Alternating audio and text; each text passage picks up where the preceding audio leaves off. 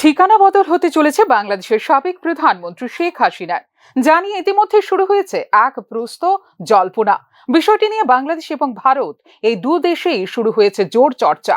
জল্পনার প্রতিপাদ্য বিষয় হলো, খুব শীঘ্রই আরব দুনিয়ার কোনো একটি রাষ্ট্রে চলে যেতে পারেন শেখ হাসিনা।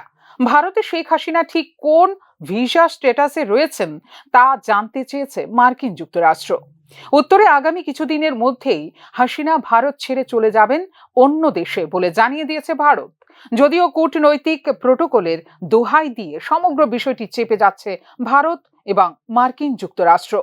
বাংলাদেশের সাবেক প্রধানমন্ত্রী শেখ হাসিনা ভারতে আসেন গত 5 আগস্ট।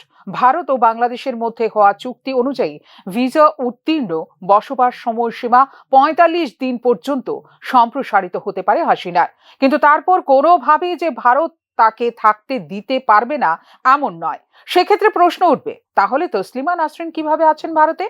প্রতিটি দেশের সাময়িক ভিসার একটি প্রোটোকল থাকে। সেই প্রোটোকলে ওই দেশের বিদেশ ও স্বরাষ্ট্র মন্ত্রকের যৌথ একটি ফর্মুলায় স্থির হয় এবং পরিবর্তন হয়। সুতরাং প্রয়োজনে সাময়িক ভিসার মেয়াদ বাড়াতে পারবে ভারত। সম্প্রতি মোহাম্মদ ইউনূস গিয়েছিলেন আমেরিকায় রাষ্ট্রসংঘের সাধারণ সভায় যোগ দিতে। তিনি দেখা করেন জো বাইডেনের সঙ্গে। ভারত নিয়েও তাদের মধ্যে আলোচনা হয়েছে বলে ওই বৈঠকের পরেই জানা গিয়েছিল। সেই বৈঠকে নিশ্চিতভাবে ইউনূস বাইডেনকে ভারতে হাসিনার অবস্থিতি নিয়ে প্রশ্ন তুলেছেন। সেই আলোচনার কারণেই কি শেখ হাসিনার ভিসা স্ট্যাটাস জানতে চেয়েছে আমেরিকা? প্রশ্ন উঠছে তা নিয়েই। ফিউরো রিপোর্ট, নিউজ নাও।